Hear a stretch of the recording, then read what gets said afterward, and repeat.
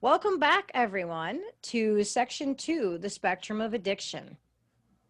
Historically, research has viewed addiction as black or white. You were either an addict or you were not.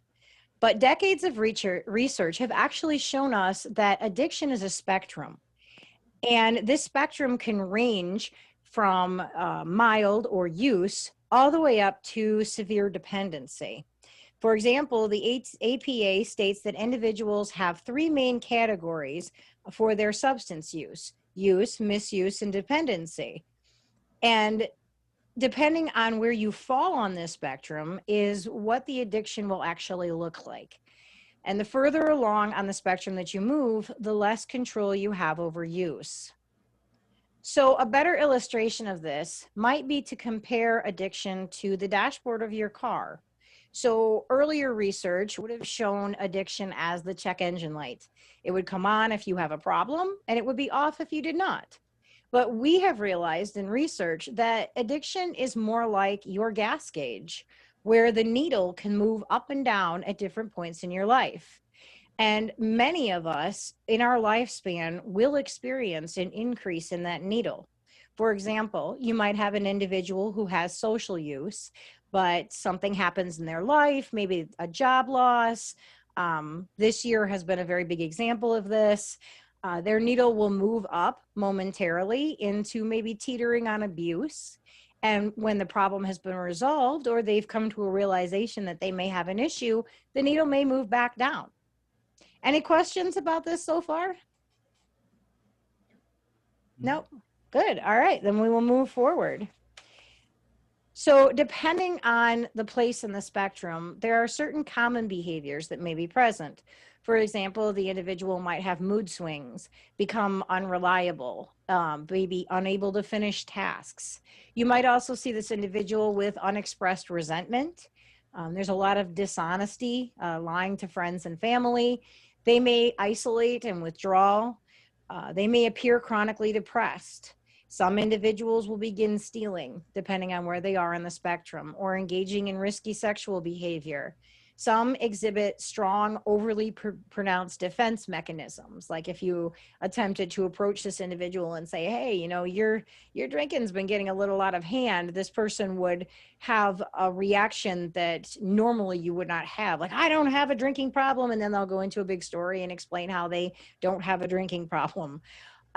They might have difficulty paying bills at this point or struggle with interpersonal relationships and family and friends.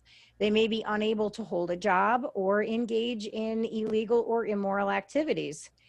Friends and family often describe these individuals as not themselves because, in addition to some of these common behaviors, there are behaviors that are unique or specific to a person based on their circumstances and their personality and characteristics.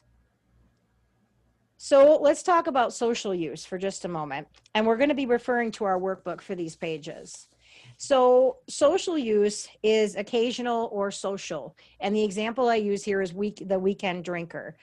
Many of us stay in this category our entire lives with our substance of choice. There might be some poor decision making while under the influence, such as one-time drinking and driving, or that thing that you will never do again.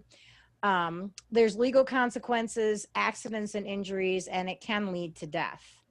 So these consequences are not typically chronic at this stage, and not every drinking episode leads to a negative experience. There's not typically any withdrawal symptoms, though hangovers are also present. So we're going to examine the case of Jenny, and I will read it out loud, and then we can talk about what we saw in there. So Jenny says, "I started drinking when I was about 20, right after my freshman year of college. It wasn't a big deal, going out to parties on the weekends and working during the week. I studied hard, had good grades, and worked part-time as a coffee server. The only issue I really had is that sometimes when I drink, I can't stop, or I don't think about how much I'm having. I usually drink one or two beers or mixed drinks at the bar, but I feel like at least once a month I go on what I call a binger, having like 5 or 6, maybe more. It caused problems, like drinking and driving on one occasion. For example, about a month ago, I got wasted at a party and I broke up with my boyfriend. My friend had to practically carry me across campus where I lay down bawling all night. The next day, I didn't even remember what had happened and all the crappy things I had said to him. He never forgave me. But that's college life. My friends and I are basically taking turns getting too drunk and doing stupid things. It's probably a problem, but for now, it's college, and that's what I'm supposed to do, right? So, what do you guys think about Jenny's story? Do you think that she might be teetering on an abuse problem? There's I'd say she's potential. definitely, with the occasionally drinking more than she normally does, there's a Hmm. big trigger right there. Absolutely. Absolutely. And, with the right set of problems that come into her life, like a struggling with her classes during one semester or a really bad breakup or death in her family, could very easily tip that needle in the wrong direction. So that's good. She is showing some signs of substance abuse. Her pattern of alcohol is becoming dangerous. In Jenny's case, in particular, she does have predisposition. She has family members who have actually been treated for alcohol use disorder. So she is what we would actually consider a high risk individual. But at this time, her needle, so to speak, would be right about here.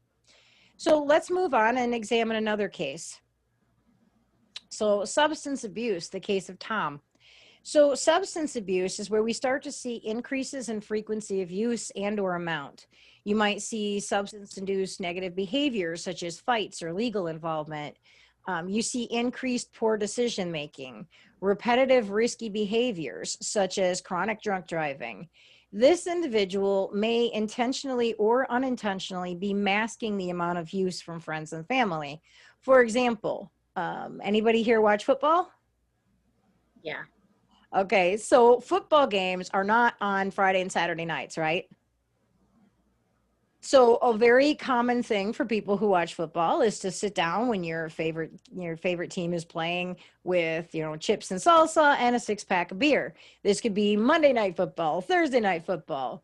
So the next day when the individual goes to work, they're either hiding from someone because they lost a bet or they're bragging because their team won the night before. Not very many people will go into work and say, "Man, I drank a six pack on a Monday." So the use masking isn't always intentional. I've seen individuals come in for group that will come in like this. I don't have a problem. I don't need to be here right now. I don't know why I'm with these people. So what? I drink every night. I pay my bills. I don't hit my wife. I take care of all my business. So what's the problem? So that's not the type of individual that is going to go around talking to people and telling them that they're drinking a six pack a night. So this individual might also be lying to friends and family at this point. You might see increased absences from school or work, and they may be spending extra money on the substance. So there are lasting consequences that are directly related to being under the influence, such as domestic violence, stealing while high, and multiple DUI charges. So let's take a look at the case of Tom from our workbook. So Tom says, I started drinking in college with my friends from high school. I would go to work or school, depending on the day, and party on the weekends. Yeah, I had a few drinks um, and drank too much on a few occasions and couldn't remember the night before. One time, I woke up after passing out with both my hands in my buddy's pool. One time, usually, I have like 10 beers at a party, but sometimes I've drank 20 or 30. On those nights, something bad always happened. Like I got into a few bar fights and I would have some wicked hangovers the next day. I will admit I have been stupid a few times before and drove my car home after drinking, but like 4 blocks from the bar to my dorm. So what brought me here? Well, I did a stupid thing. About a month ago, I decided to drive home after having like 5 or 6 beers. On the way, I swerved and stopped at a red light I didn't see, and I hit a parked car. No one was hurt, thank God. There was a cop sitting somewhere nearby, saw what I did, and followed me home. First time I have ever been arrested in my life, man. I don't know why I did it, but I lied to my dad at first and I told him that I wasn't driving. But yeah, it came out later in court. I feel bad I lied to him, and now he doesn't trust me. Since the accident, I've been drinking more too.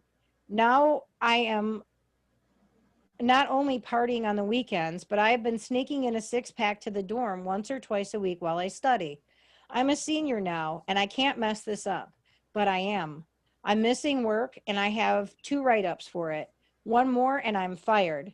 My grades are going down too. My mom confronted me about my work, grades, and drinking a lot, and I lied to her too. I don't know what's happening to me. So, what are your thoughts about Tom? Well, it definitely sounds like Tom has a problem and is starting to realize that he needs help. But Right? um, he seems like he definitely needs some encouragement at that point towards getting the help that he needs. Definitely. Tom is moving up the spectrum of addiction. Um, so let's move on to talk about one more case for today. So we'll talk about substance dependency. So substance dependency is the far end of the spectrum. At this point, you're seeing chronic regular use of substances as part of everyday life. You see negative consequences that start to bleed out, including divorce, jail time, loss of a job or a home. You'll see continued use, failed attempts to quit or control their use. They might have withdrawal symptoms, such as the DTs or the shakes, if they're withdrawing from alcohol. There's quite a bit of lying, stealing for money. You might see loss of friendships or negative family relationships at this point. They could experience health issues such as liver disease or hepatitis C, and eventually death. Um, for example, with negative family relationships, it is very difficult to have a family member who is an active addict. This is a person that you love and that you want to be around, but every time this individual comes over to your house, things come up missing. Or they might have lied to you and said they needed your car for a job interview, and your car was found later stolen. These little hurts that build up can actually put wedges between family members and the addict over time. So if this user does not stop, the end of the spectrum is death or permanent disability. So let's review one more case from our workbook, the case of Bob. So my name is Bob. I'm 56 years old, and I've been drinking most of my life. It started in high school, just a bunch of us punk kids stealing a six-pack from one of our dads and hanging out down by the river on the weekends. Those were good times. Nowadays, I drink about a six-pack a night during the week and maybe 20 beers and a few shots on the weekends. What's wrong with having a few beers at the end of the night to relax? I mean, I have a steady job. I've worked for almost 30 years. Never been arrested for drinking and driving. I pay my bills and I take care of my business. I don't really see old friends anymore, but I've made some new ones I call my drinking buddies down at the bowling alley and my next door neighbor. I'm here because I made a few dumb choices. That's all. A few years back, I had one too many and I got into a fight with my wife. She says I hit her, but I don't remember doing that. I got arrested, though, and charged with a domestic violence. I have this new foreman at work, just a 25-year-old kid looking to be somebody. So I've been sneaking a few beers on my lunch break so I can deal with him the rest of the day. And yeah, maybe I've had a few before I leave in the morning, but only on the days that I'm riding with someone else. The kid came up to me about a week ago, yelling about something, and he smelled beer on my breath. I guess I got suspended from work and I can't come back until I complete some kind of program for alcoholics.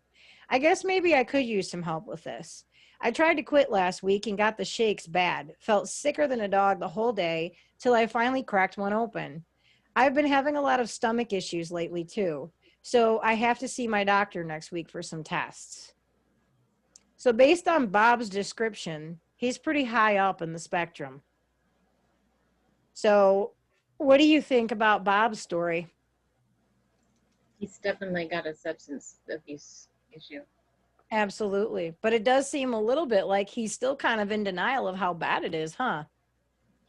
Yeah, and I know someone similar to Bob and has a lot of medical issues because of it, and it's difficult. Absolutely. one of the most common health problems with individuals who have severe alcoholism is liver disease. Um, Stage 4 liver disease is basically there's no turning back from that type of liver disease. And with those who use a substance that they use a needle, hepatitis C is actually very common as well. So, based on Bob's descriptions, he is reaching a dangerous stage of addiction. So, let's move on to the science behind it. So before continuing to the next section, I would like you to read the section in your workbook entitled The Science Behind It. This is one of the many ways that research supports the idea of a spectrum of addiction. Answer the thinking questions in your workbook and take the Section 2 quiz. And I will see you in Section 3, the Rat Park experiments.